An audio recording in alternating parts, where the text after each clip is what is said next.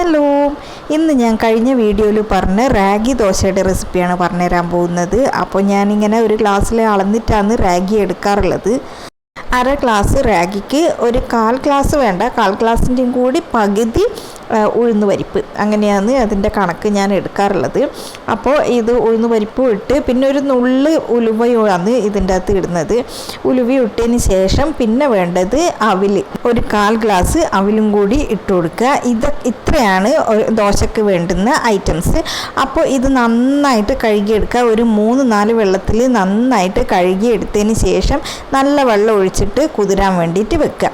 ഈ വെള്ളത്തിൽ തന്നെയാണ് ഞാൻ അരച്ചെടുക്കുക. ഇതിന് കഴുകി കളയൊന്നുമില്ല. 3-4 വെള്ളത്തിൽ കഴുകിയതിന് ശേഷം ഒരു 8 മണിക്കൂറെങ്കിലും അതൊന്ന് കുതിരാൻ വേണ്ടിയിട്ട് വെയിറ്റ് ചെയ്യുക. ഇതാ വൈകുന്നേരം ആയിട്ടുണ്ട്. രാവിലെ കുതിർത്ത് വെച്ചതാണ്.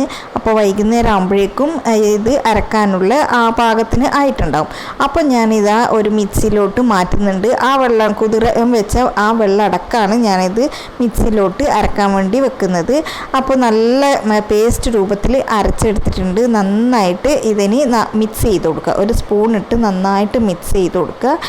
ഈ സമയത്ത് ഞാൻ ഇതിൻ്റെ അകത്ത് ഉപ്പൊന്നും ഇടുന്നില്ല. ഇനിയിപ്പം ഫെർമെൻറ്റേഷന് വേണ്ടിയിട്ട് വെയിറ്റ് ചെയ്യാൻ വേണ്ടത്. ഒരു 8 മണിക്കൂറെങ്കിലും ഇതിങ്ങനെ പൊങ്ങി വരാൻ വേണ്ടിയിട്ട് വെയിറ്റ് ചെയ്യാം.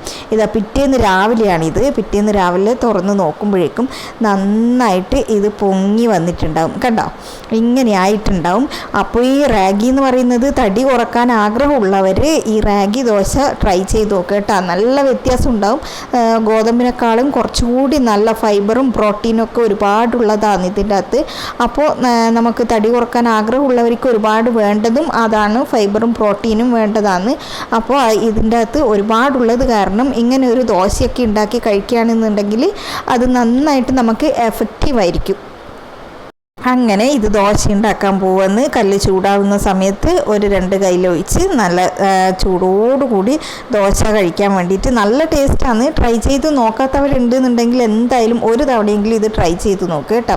ഒരുപാട് ഗുണങ്ങളുള്ള റാഗി ദോശ ഇതാ നന്നായിട്ട് മൊരിഞ്ഞ് വന്നിട്ടുണ്ട്. ഇനി ഇതിൻ്റെ മുകളിൽ നെയ്യോ വെളിച്ചെണ്ണയോ ബട്ടറോ ഏതാണെന്ന് വെച്ചാൽ ഇട്ട് കൊടുക്കാം. ഇനി ഇതൊന്നും ഇല്ല എന്നുണ്ടെങ്കിലും നല്ല ടേസ്റ്റായിരിക്കും. ഞാനിതിപ്പം ഞാൻ തന്നെ ഉണ്ടാക്കിയ വെണ്ണ ഇതിൻ്റെ മുകളിൽ ഇങ്ങനെ ഇട്ട് കൊടുക്കുകയാണ്.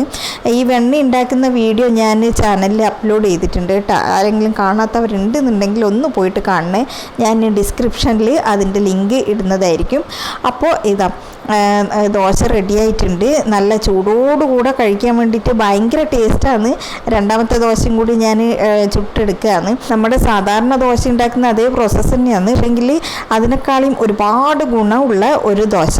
അപ്പോൾ ഇതിൻ്റെ കൂടെ ഏറ്റവും ബെസ്റ്റ് കോമ്പിനേഷൻ ആയിട്ടുള്ളത് നമ്മുടെ തക്കാളി ചട്നി തന്നെയാണ്. തക്കാളി ചട്നി ഉണ്ടാക്കുന്നതിൻ്റെ വീഡിയോ ഞാൻ ചാനലിൽ ഇട്ടിട്ടുണ്ട്. കാണാത്തവരുണ്ടെങ്കിൽ ഒന്ന് കണ്ട് നോക്കുക കേട്ടോ. അപ്പോൾ ഇതാണ് ഇന്നത്തെ വീഡിയോ. ഇത് ട്രൈ ചെയ്ത് നോക്കാത്തവരുണ്ടെങ്കിൽ ഒന്ന് ട്രൈ ചെയ്ത് നോക്കുക, ഫീഡ്ബാക്ക് അറിയിക്കുക. അപ്പോൾ പുതിയൊരു വീഡിയോ ആയിട്ട് ഞാൻ വീണ്ടും വരുന്നതായിരിക്കും. അതുവരേക്കും ബൈ.